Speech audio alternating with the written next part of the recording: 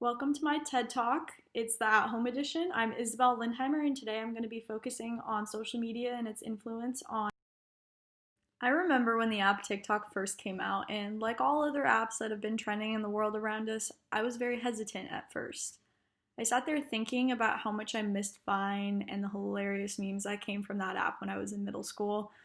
After eventually downloading TikTok, though, because I was beginning to miss the references that people would be making in normal conversations based off of videos they had seen on the platform, a social media application that at first seemed so bizarre, questions arising in my head about the meaning and the stupidity of learning a dance on TikTok quickly shifted to the realization that apps like TikTok can actually influence an incredible amount of creativity among younger people today. So what I am going to discuss today, it's not about the concerns of privacy on social media or the risks a young person may be taking when online, but instead I will be arguing for the importance of social media and the way it influences creativity in adolescence. These social media applications, they can always be used to inflict harm and can be risky when used wrong, based on a variety of decisions our youth are choosing to make when they are online. But there are three main arguments over the discussion of social media, which are in fact reasons that I, a young person who uses all sorts of social media, am vouching for their importance in the development of this technical world that we are living in today. So the first argument that I'm going to be talking about is that social media allows expression of our LGBTQ plus adolescents and youth in a network of others like them, giving them a chance to express themselves when their own real-life peers might not be as supportive. Ellen Selke and her associates conducted a study on transgender adolescents and their high risk for negative mental health outcomes such as depression, anxiety, and suicidality in comparison with other cisgender adolescents. Transgender youth are 3 times more likely to experience depression, anxiety, and suicidality compared to the general population of youth. Not only this, but gender dysphoria, family and peer rejection, and stigma create increased risk for such mental health challenges. So here it is. Social support has been found to impact the well-being and self-esteem of transgender individuals when stigmas surround this group. Social support is incredibly vital in these stigmatized communities, and research has found countless evidence of their importance for moderating stress and youth empowerment. Furthermore, connection among transgendered youth and their peers in the lesbian, gay, and bisexual community has been highly correlated to the building of resilience in this minority community of people. Rachel Salk and her team came up with a way to recruit transgender youth as well as others in the LGBTQ+ community in social media usage. As they stated in their study, transgender youth are stigmatized and a hidden population, and their unique developmental context creates barriers to recruitment within many common approaches to adolescent health research. It is true that many of these minority adolescents have not yet disclosed their gender identity to their parents. Social media recruitment is a tool that Salk and Associates used in order to reach transgender adolescents who are at various stages in disclosing their gender identity. The importance of using social media in order to influence these youth is to help them share their identity in creative ways. This involves these youth connecting with young people across the globe who are in the same boat as them, with feelings of confusion and possibly having very little peer and parental support of their identities. Adam Bates and his colleagues further spoke on the impact of social media in the LGBTQ+ community. The fact of the matter is simple. Social media is now a prominent part of adolescent life. Not only is it fun to go online, but it also plays an integral role in identity, social and romantic relational development for most adolescents. Most critically important, though, is that social media plays a very important role in providing opportunities to share stories of similar experiences, access sexuality-relevant information, and experiment in the presentation of versions of oneself to the rest of the world. I'm going to bring up TikTok again, because as I said before, it has become a very important part of adolescent social media use. I've been so empowered by TikTok influencers of the LGBTQ+ community. These influencers will share their own narratives and slideshows of their transitions into their identities that they're so proud of now.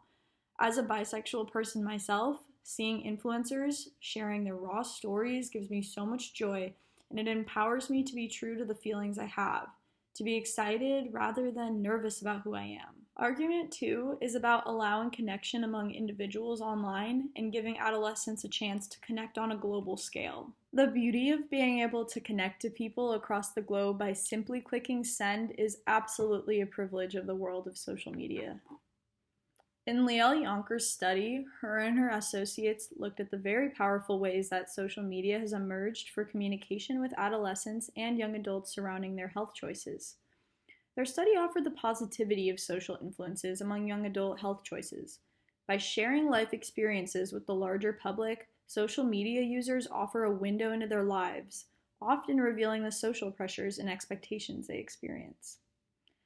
And not only does sharing health choices on social media give adolescents a feeling of peer support and offers relatable peer advice on apps such as Instagram or Twitter, but it also allows for healthcare professionals to identify risky healthy behaviors and problems that might have been missed in routine health screening, therefore offering opportunities for intervention and prevention tactics. Yonkers shares that social media is already being used for a variety of purposes and in a number of ways to engage, educate, and improve the health of its users. I've been so humbled to see the ways in which my fellow peers and the friends around me have used their social media platforms, particularly Instagram and Twitter, to share posts from healthcare professionals, social injustice advocates, and so much more in order to share and connect with people across the United States and even further in order to provide connections to global issues that are prevalent in societies today. Consider that social media gives our young people a chance to share what they believe in and meet people online who have similar interests, such that these individuals are empowering each other at such a young age. Argument 3 entails that being able to go online while not being monitored also allows you to wander off, finding your interests and allowing yourself to be autonomous online when used. When adolescents get to go online, they see the way others are using their platforms for their own personal autonomy and creativity. With social media, including platforms such as Facebook, Instagram, LinkedIn, young people have the opportunity to get involved in personal branding. As Alexandra Vitalar says in her research regarding Gen Z and identity transformation, recent development of personal branding tools and social media platforms allows young individuals from Generation Z to create a strong online identity to help them at the start of their careers. Vitalar does in fact touch on the aggressive time spent on social media, which is, I'll say it, 9 hours of screen time per day. This is of course a concern, but alongside time spent online is also findings which suggest that Generation Zers are highly creative. If you go on TikTok for 5 minutes, you'll know what I'm talking about. They are also constantly adaptive and have highly marketable digital mindsets. Furthermore, Deborah Kepple-Mamros and her colleagues studied Generation Z and the impacts of social media on in-class performance as well as outside of the classroom. What they observed was that Generation Z has an incredible amount of student engagement and success-driven behaviors through their social media involvement. Deborah and her colleagues even said that their study found that this media-influenced generation appears to have acquired leadership skills and creativity that is unmatched by previous generations. In Bethany Doherty's descriptive analysis on the ways that social media cultivates relationships, communities, and fandoms, she discusses the ways that adolescents and young audiences who actively interact on social media have cultivated new online friendships through engagement with their interests and have, as a result, found new and creative ways to engage with audiences through fandom and production of their favorite celebrities and interests. I find this so important because, as I have said earlier, there is something so incredible about the ways that so many Gen Z adolescents have started to interact and form their personal brand through their favorite media influencers. Kylie Pepler discussed the way that platforms such as YouTube and Facebook allows for creativity through this new electronic youth culture, a culture where youth can be autonomous and interact and learn from each other. She researched the ways that access to online creativity tools allows new ways to experiment with a technological world, granting access to a domain that ranges from video game communities to sharing original artistic creations such as artwork, photos, music, videos, the list goes on and on. Social media has its flaws, albeit there's a lot of flaws, a lot of them surrounding the ways people choose to use it on their own time. It also is very time consuming, and we saw that earlier when I discussed the 9 hours a day that we're seeing in adolescents today. There are many things that need to be improved, and there are ways to monitor it, but overall, the impact that social media can have on creativity when someone uses it correctly is incredible. The ways that digital music have become a thing in today's societies, digital artwork, ways that people express themselves through blog posts. There's so many ways that people can use social media for good, and it's just about teaching the younglings how to really properly do it, how to time manage yourself, how to do everything while still being able to use social media for good. And that is what needs to be taught in schools today, is time management with social media and what apps you really need to be able to focus on in order to do good in your world.